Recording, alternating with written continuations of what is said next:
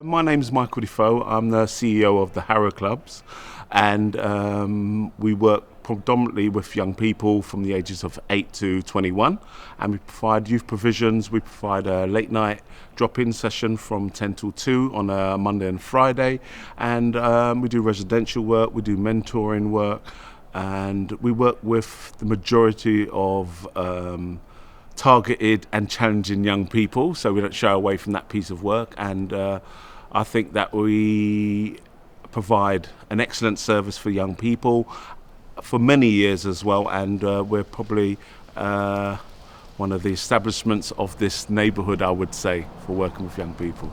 My work changed overnight whilst I was sleeping. I got a phone call that Grenfell Tower was ablaze, and so we opened our building from 3 a.m.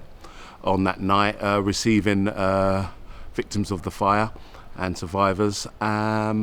And we changed from a youth provision into maybe a refugee camp to start off with, and then we turned into a donation centre, which enabled us to provide for the victims and survivors of the fire. Obviously, we take part in the silent walks and anniversary. We go provide support for all the families and the other community groups in the area, which is a vital part of our work as well, just so that we could be together during this sad day. And then also, I think for us as an organisation, it's about remembering the members, the young people that were members of our youth club that tragically passed away in the fire. And we've got a portrait of one of our prominent members and a young person dear to my heart.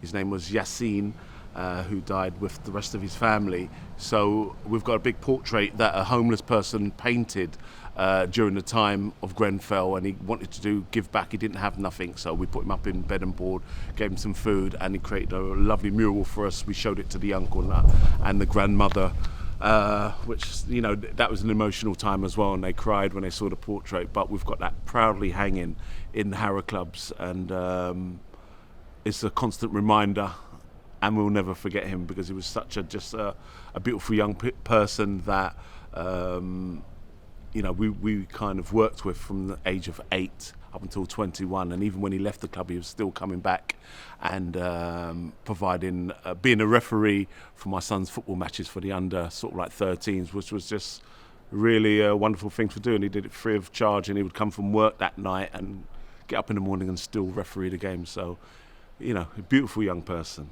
The memory for me for Yassim is just his infectious smile. He was always smiling and laughing and looking to make you laugh.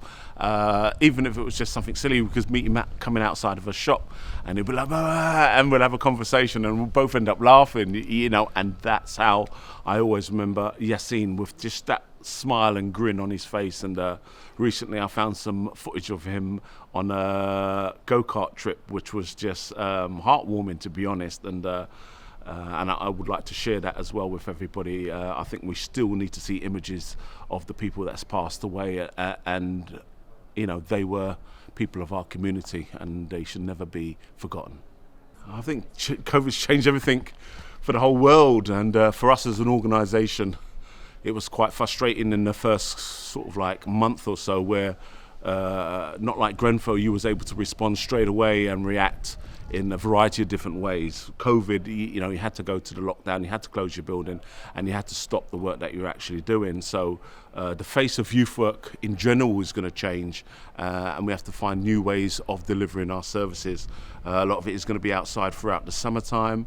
We've managed to put together a collective of workers that we send out on a detached team with the borough, engaging both north and the south.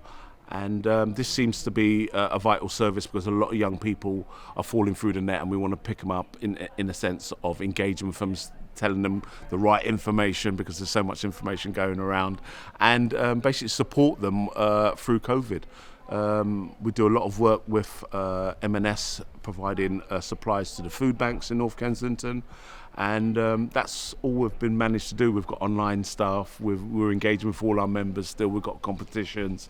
So it's different ways of working, but predominantly our strength is working face to face. And this is why we felt it important to get a detached team out there to engage with these young people that are vulnerable. There are young people that have been targeted by other groups and stuff like that. We do a lot of gangs work, so we know certain things that's going on in the area, and we're trying to address that as best as possible.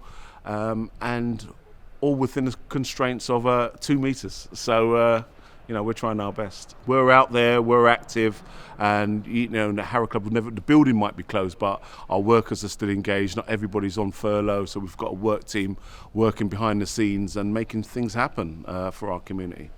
The Grenfell anniversary obviously evokes a lot of feelings and emotions for all of my staff team, including myself, and I just remember one poignant moment where we've been doing the response for Grenfell for about 3 weeks, and my staff team, who were youth workers, were answering the phones, emergency calls. We had food banks, we had supplies, taking them to the hospitals and so forth. And then we finally had a chance to get my team together in a meeting. And so we all held hands and we were all standing there and we were reflecting, and all of a sudden, an emotion came over us and we all burst into tears as a collective group, and then I kind of said, right, I think we need 10 minutes, and we all went away and come back. But that's always something that's prevalent in my thoughts and heart, really, and it always kind of chokes him up a bit. So, but at the same time, a beautiful response from this beautiful community, and it shows you the strength and depth of the people around here.